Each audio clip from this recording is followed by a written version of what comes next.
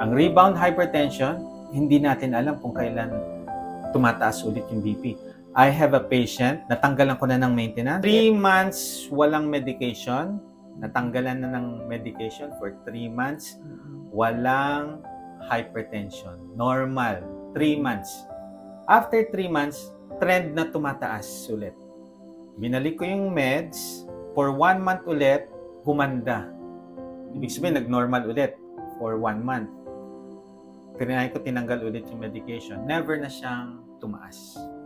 May mga instances na ganun. Kaya nga, if ever natanggalan kayo ng mga maintenance, monitor nyo pa rin ang BP para ma-watch out natin kung baka rebound hypertension. May possibility na pwede wag naman. Ang hypertension, kung cleared naman lahat, ibig sabihin, essential hypertension.